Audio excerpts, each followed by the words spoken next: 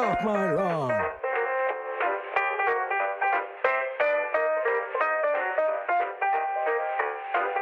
And you mentioned Chris Olave. I hope he becomes a star.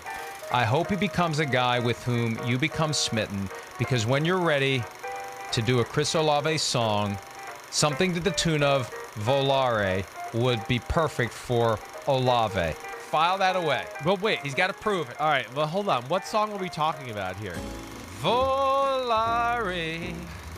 Like, whoa. I think Olave. Olave. I think I know what you're talking about. I think I think I do. Yes. It's an old song, There's- but I think I got it.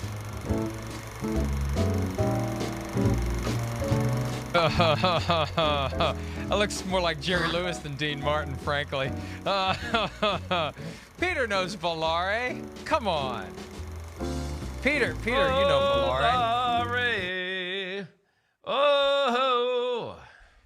Chris Hey, likes to one of make the up items in my songs column for Monday his favorite players. is one of the items in my column is all about how the incredible price that the New Orleans Saints ended up paying for Dean Martin, with pick number 11. I mean, they really wanted Chris Olave, given all the draft capital that they spent for him, which include, by the way, in transfer now, because of what they paid originally to Philadelphia, they basically paid next year's 1 and 24 second-round pick. That goes in the, all the capital that they had to pay for Chris Olave. It's just amazing to see all the different approaches that teams have when it comes to receivers, whether it's drafting in your normal spot, trading up, trading for a guy, paying the guy you have, not paying the guy you have and trading him to another team. There's so many great receivers in the NFL right now. And one of the constant themes that I heard all week, I did 8 different GM interviews, and whenever the topic came up, what you hear, and we've talked about this before, the proliferation of 7-on-7s. That's why there's so many great receivers. And I think the position is attracting great athletes. Used to be, think about it. Think about the way high school and youth football used to be. Run the ball, run the ball, run the ball. The best athlete would be attracted to being the one who runs the ball, gets the glory, scores the touchdowns.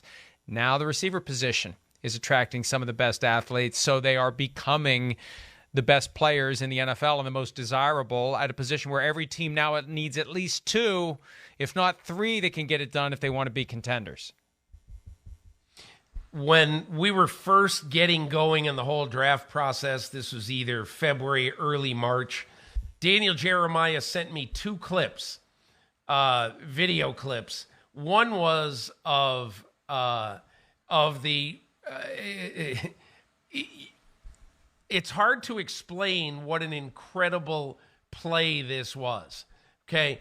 But one was of one of the primary receivers in this draft playing high school basketball and doing a 360 dunk.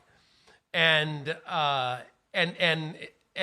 other one was the Williams kid, Garrett Wilson from Ohio State, making a catch as a freshman against Clemson in the CFB playoffs, in which it looked like he was 4 feet off the ground.